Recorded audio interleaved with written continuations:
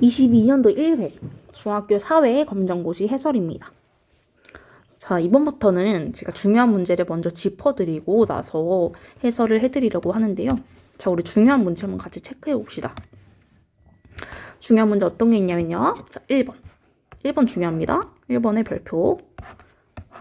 그냥 동그라미 치셔도 되고 형광펜 칠하셔도 됩니다. 저는 이렇게 형광펜 칠해 볼게요. 그 다음에 2번도 중요합니다. 2번도 중요해요. 2번도 중요합니다.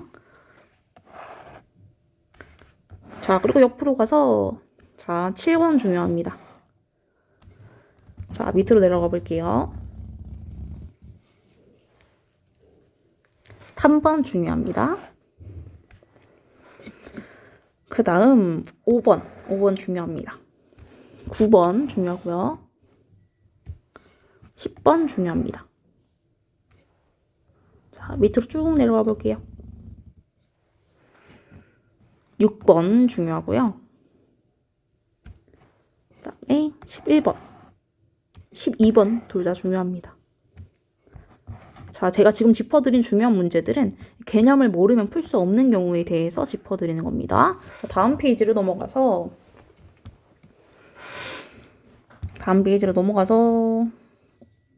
쭉 내려가 볼게요. 15번 중요합니다.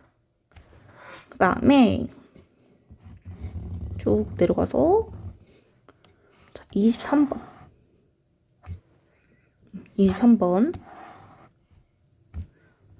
그 다음에 24번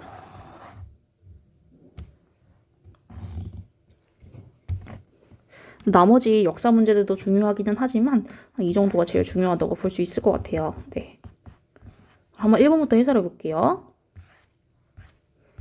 1번으로 가봅시다. 다음에서 설명하는 것은 어떤 장소나 지역에 대한 정보를 수치화한대요.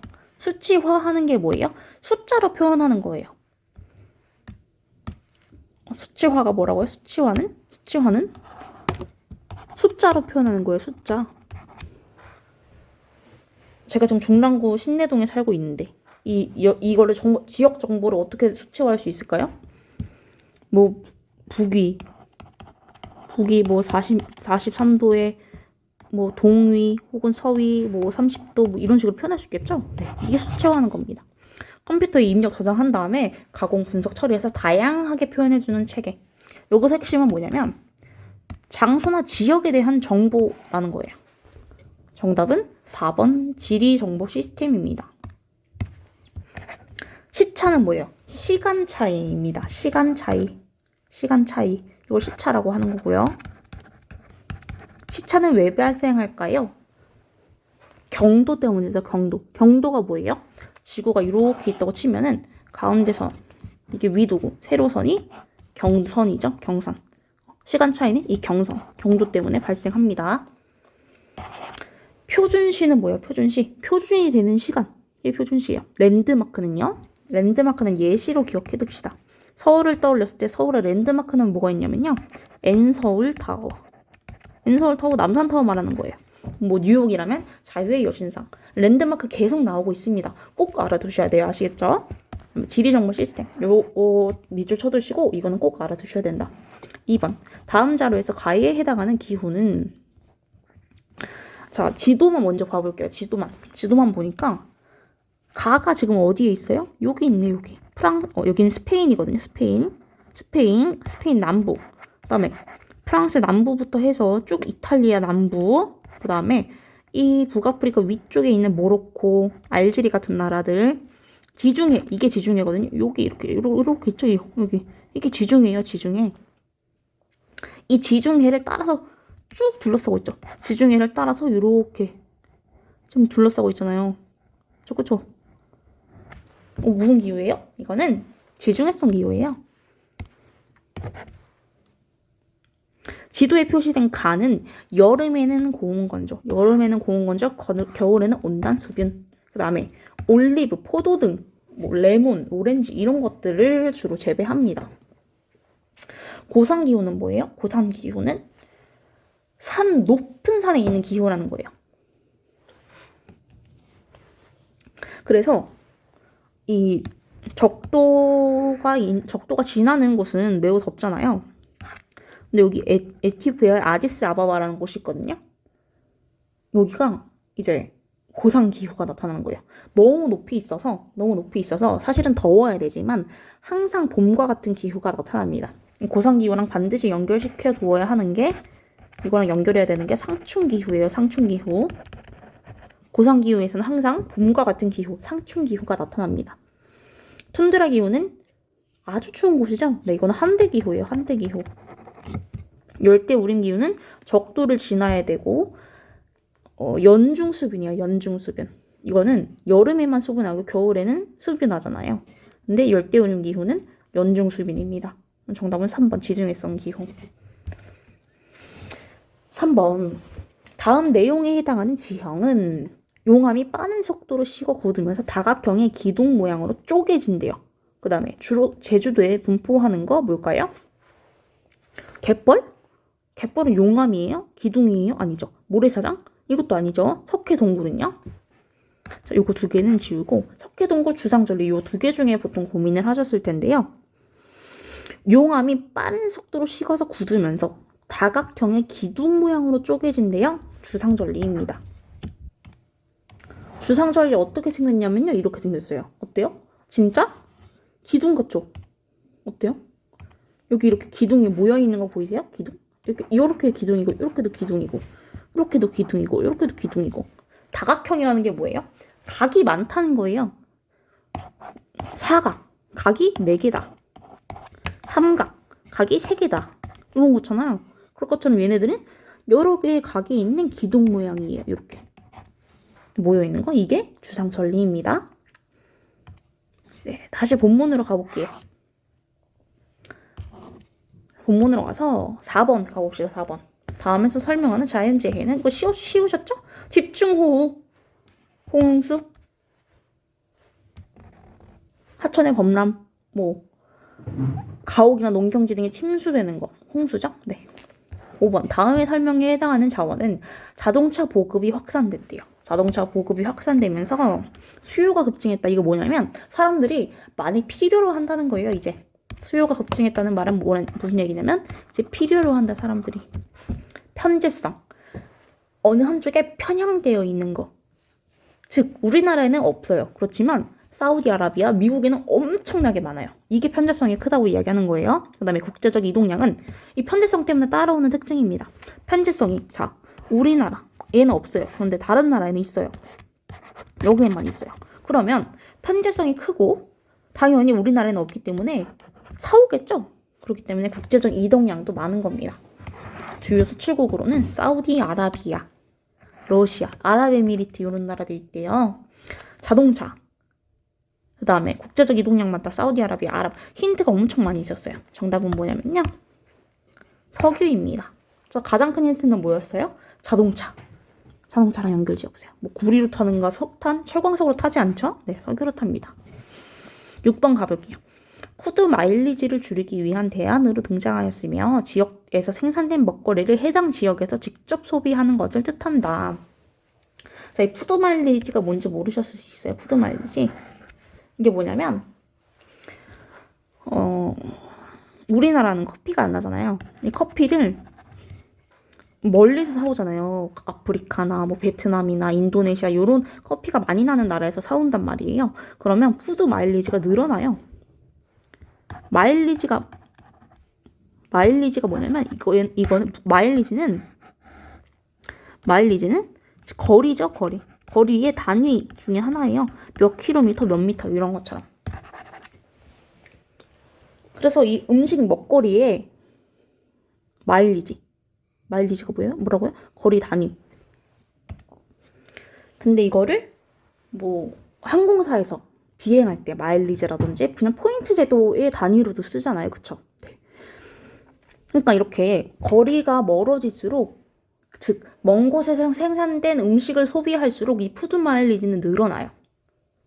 그런데 해당 지역에서 직접 소비를 한다면 이 푸드 마일리지가 0이 되거나 아니면 아주 작은 수에 해당한다고 할 수 있겠죠. 그렇기 때문에 이 푸드 마일리지를 줄이기 위해서는 해당 지역에서 직접 소비하는 것, 이것을 대안으로 삼기도 합니다. 뭐라고 하냐면요. 로컬 푸드라고 합니다. 로컬 푸드. 로컬이 뭐냐면, 로컬이 무슨 뜻이냐면 지역이에요. 지역. 푸드는 뭐예요? 음식. 즉 로컬 푸드가 뭐가 되냐면 지역에서, 로컬 푸드는 즉 우리나라 말로 그냥 지역 음식이 되는 거예요. 지역에서 생산된 먹거리. 똑같은 뜻이죠? 그래서 정답은 2번입니다. 공정무역은 여러 번 앞에서 설명했지만 제대로 된 값을 치르고 무역하는 거. 여기서는 무역과 관련된 내용은 없었고요. 혼합농업은 뭐냐면, 혼합농업은 뭐 원예라든지 꽃도 키우고 소도 키우고 이런 거, 원예 낙농업 이런 게 같이 진행되는 곳. 이게 주로 이제 영국이라든지 덴마크 이런 나라에서 되거든요. 푸드마일리지랑은 관련이 없죠. 플랜테이션은 한 가지 작물만 생산하는 거예요. 한 가지 작물만. 그게 플랜테이션입니다. 한 가지 작물만 대량 생산하는 거, 그게 플랜테이션입니다. 6번의 정답은 2번이었습니다. 7번 볼게요. 개발 제한구역의 설정 목적으로 가장 적절한 것은, 개발 제한구역. 개발하지 말래요. 왜? 뭐 때문일까요? 개발 제한구역은 다른 이름으로 뭐라고 불렀냐면 그린벨트라고 불렀어요. 그린벨트. 즉 무슨 얘기예요? 개발하지 마, 공사하지 마, 이런 이야기죠. 그렇기 때문에 정답은 3번이라고 할 수 있습니다. 도시의 무질서한 팽창을 방지하기 위해서. 도시 내 시가지 개발하려고? 뭐 이런 건 아니죠. 대규모 중공업 단지 조성하는 거? 이것도 개발 제한구역에서 일어날 수 없는 일이죠. 그다음에 각종 건축물을 자유롭게 건설한다. 그럼 왜 개발 제한구역이 있습니까? 그렇죠. 정답은 3번입니다. 8번. 기역은 국가의 주권이 미치는 해역이다. 해역. 그럼 뭐겠어요? 영해겠죠? 영해. 니은은 국가의 주권이 미치는 육지와 바다의 수직 상공이다. 육지와 바다의 수직 상공이다. 수직 상공. 영공이겠죠? 정답은 1번. 그리고 제가 이거 문제 풀 때 모르시겠으면 찍는 방법 알려드렸었는데요. 자, 기역을 보세요. 기역. 영해 두 개죠. 영공, 영토는 하나씩만 있죠. 자, 니은도 보세요. 니은 중에서도 두 개 있는 거 찾아볼게요. 영해, 영토는 하나씩 있지만 영공은 두 개죠. 그래서 이렇게 두 개 짝지어져 있는 게 보통 정답일 확률이 높습니다. 정답은 1번이에요. 9번. 다음 상황을 설명하는 용어로 적절한 것은,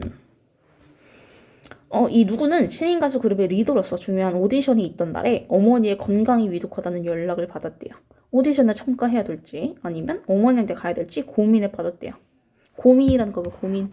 갈등이죠, 갈등. 어떤 갈등하고 있어요? 신인 가수 그룹의 리더로서, 즉 연예인으로서 고민하는 게 있고, 또 따로는 어머니의 건강이 위독하대요. 오디션에 참가해야 될지, 이거는 뭐로서의 역할 고민이에요? 리더로서의 역할 고민이고, 어머니한테 가야 될지는 딸로서의 역할 고민이죠. 즉 이거는 역할 갈등에 해당합니다. 외 집단은 뭐냐면 친밀감이 없는 집단. 친밀감이 있는 집단은 뭐라고 하냐면 내 집단이라고 해요. 리더 지울게요.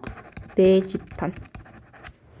제사회화는 내가 만약에 새로 취업을 했어요. 그러면 그 취업해서 이 회사의 매뉴얼을 익히기 위해서 뭐 교육받는 거, 뭐 이런 걸 제사회화라고 하고요. 지역 갈등은 말 안 해도 아시겠죠? 네, 우리나라의 뭐 지역 갈등, 경상도, 뭐 전라도 사람들 뭐 사이 안 좋고 이런 거 있잖아요. 네, 그런 거 생각하시면 됩니다. 10번. 다음 내용에 해당하는 문화의 속성은, 문화는 한 사회의 구성원들이 공통으로 가지는 생활 양식이래요. 공통으로 가지는 생활 양식. 그래서 서로의 행동을 쉽게 이해하고 예측할 수 있습니다. 이거 조금 어려우실 수 있는데요. 정답은 1번입니다. 공유성. 공유한다는 게 뭐예요? 나누는 거예요. 즉 우리는 이 생활 양식이라든지 뭐 예의라든지 이런 것들을 서로 나누고 있기 때문에, 공유하고 있기 때문에 특정 상황에서 서로의 행동을 쉽게 이해할 수 있죠. 그 다음에 예측할 수 있죠. 예를 들어서 설날이다. 그럼 우리 어떻게 예측할 수 있어요?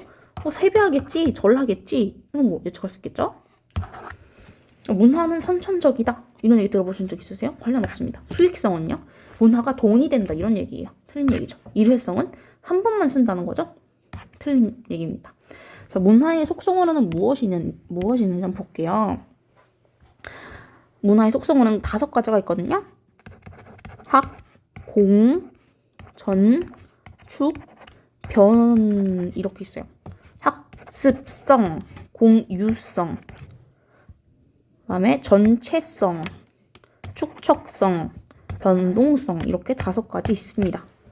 이거에 대한 설명은 자세히 하지 않을게요. 모르시겠으면 이제 교재 한번 찾아봐 주세요. 11번. 우리나라의 지방자치단체는 의결기관인 무엇이 있을까요? 지방의회가 있겠죠? 지방자치단체잖아요. 지방의회하고 집행기관인 지방자치단체장으로 구성된다. 정답은 4번.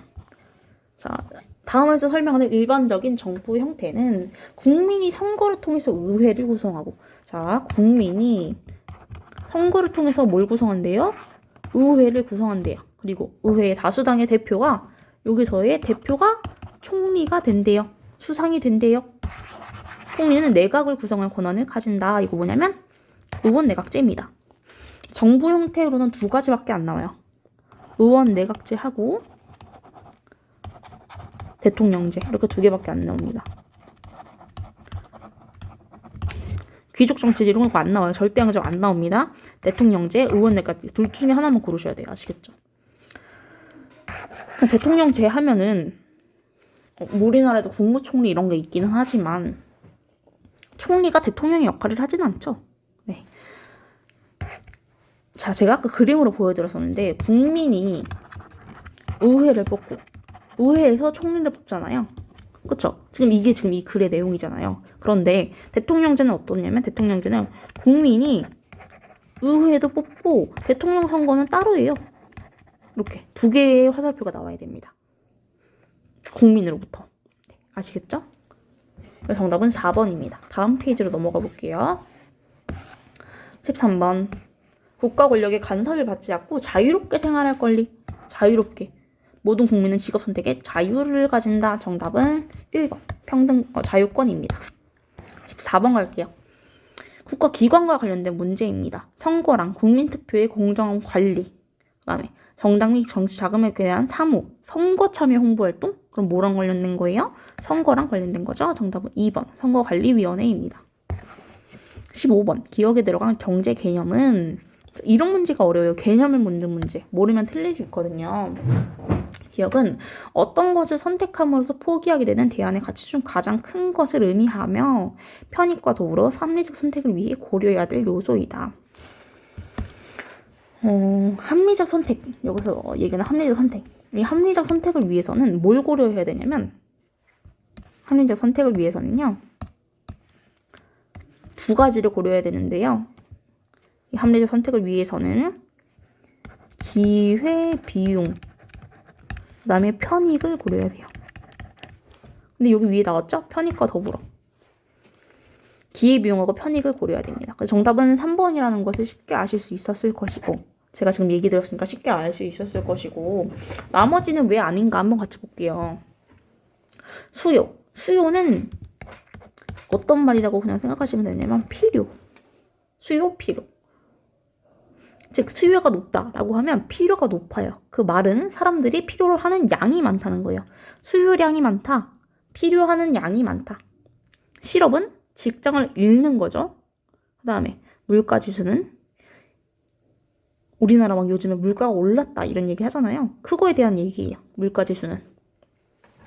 그렇기 때문에 다른 게 다 아니네. 그래서라도 3번을 고르실 수 있어야 되고 기회비용에 대한 설명을 제가 좀 드리자면 이겁니다.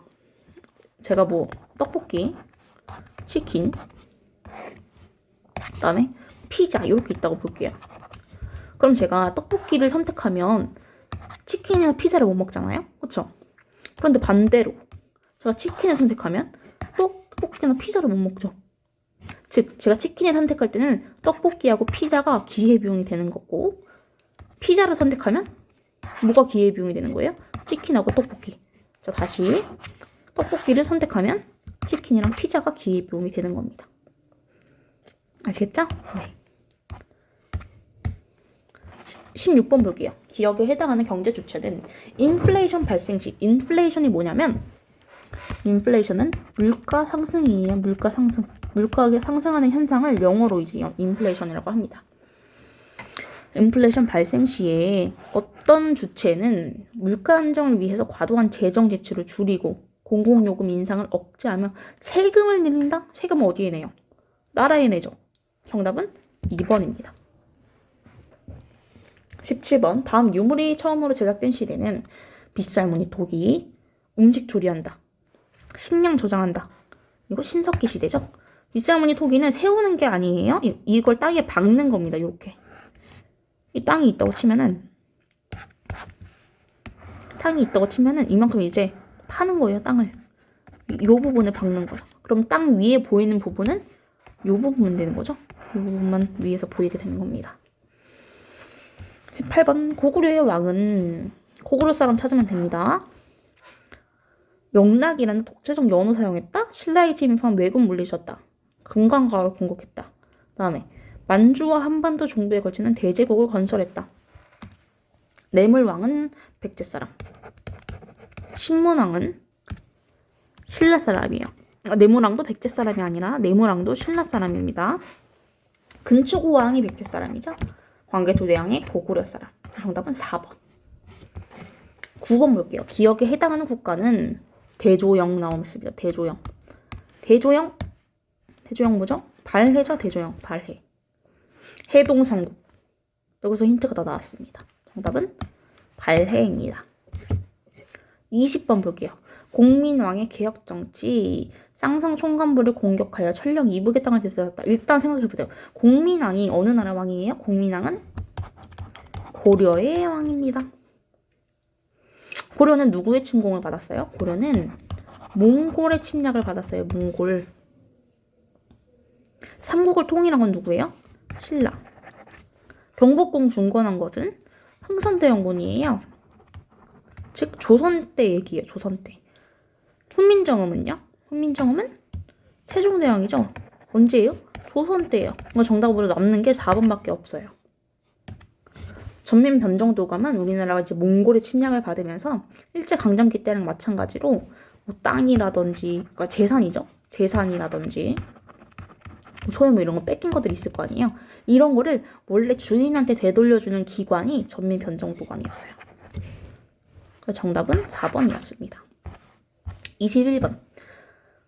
다음 설명에 해당하는 전쟁은 조선 인조 때 청의 군신관계 요구를 거부했다.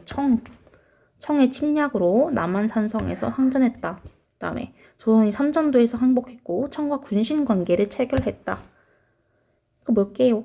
이거는 임진왜란 아니죠? 임진왜란은 청나라랑 관련 없어요. 살수대첩은 고구려하고 수나라, 즉 중국과의 전쟁이에요. 봉오동 전투는요, 우리나라, 한국하고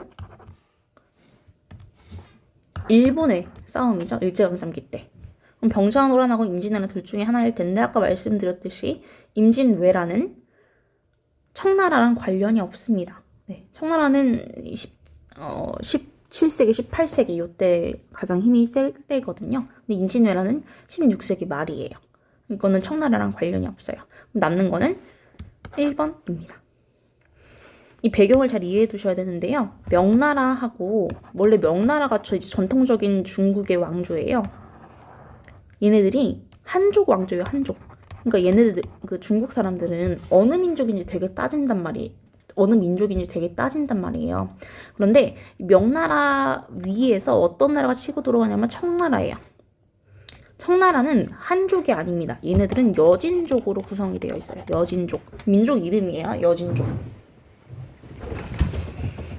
이 여진족이 예전에 세웠던 나라가 금나라였어요.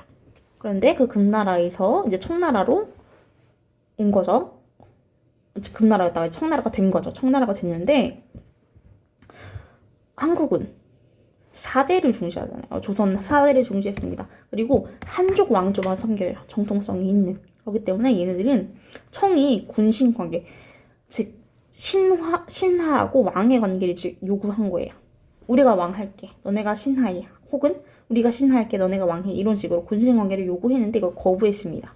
그러다 청나라가 침략을 하면서 이제 삼전도에서 머리를 3번 찍고 항복을 하죠. 그러면서 청과 군신 관계를 체결합니다. 이 병자 호란할 때 이 호가 뭐냐면 오랑캐예요, 오랑캐.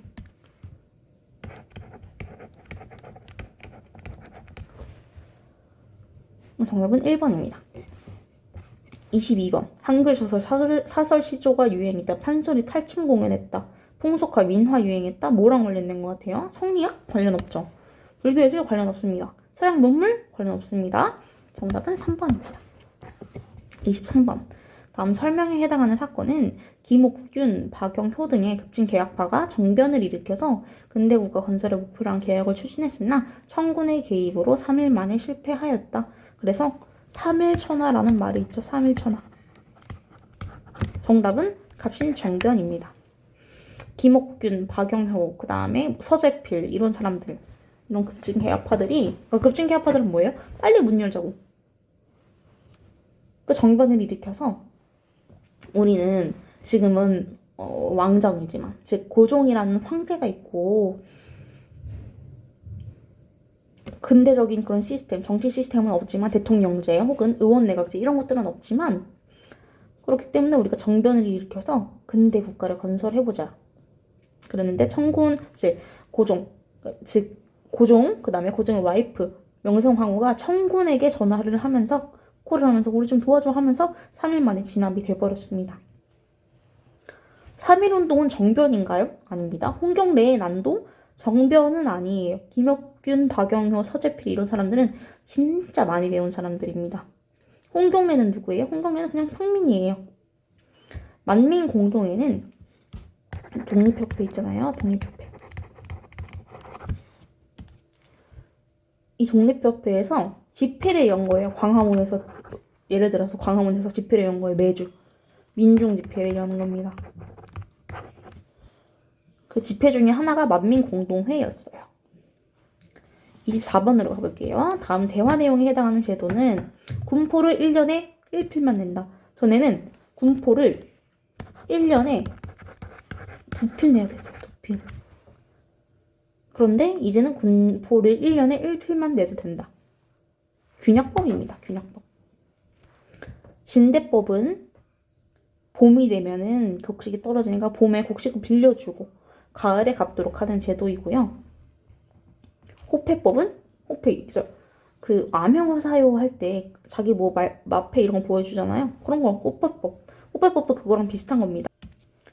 즉 자기가 무엇이라고 나는 이런 신분을 갖고 있어요 라고 하는 것을 증명하는 거예요. 일종의 신분증이라고 볼 수 있겠죠. 그래서 모든 사람들이 다 호패를 지니고 다닐 수 있도록 한 게 호패법입니다. 유신헌법은 박정희가 장기 집권하려고 바꾼 헌법이 유신헌법이죠. 25번 신군부, 그 다음에 광주에서 1980년대에 민주화 운동의 중요한 원동력이 되었다. 하나밖에 없죠? 5.18 민주화 운동입니다. 60만세 운동은 순종의 사망을 계기로 해서 3.1 운동처럼 다시 한번 만세 운동을 일으켜보자 라고 한 게 60만세 운동이었고 일제강점기입니다. 국제보상운동도 우리나라가 일본에 넘어간 건 우리나라에 빚이 많아서다. 빚을 갚자라고 하는 게 국제보상운동이었고요. 동학농민운동은 이제 막 일본에 나라가 넘어가려고 하니까 농민들이 반란을 일으킨 거죠. 반란을 일으켰다기보다는 이제 새로운 운동을 일으킨 거죠. 마치 3.1 운동처럼 동학의 농민들이 반봉건, 즉 이런 신분제에 저항하는 그런 운동, 그 다음에 반외세, 외국 세력에 저항하는 거예요. 그런 성격의 운동을 벌였습니다. 네, 22년도 1회 사회 해설은 여기서 마치겠습니다. 이번 문제가 많이 어려웠어요. 고생 많으셨습니다.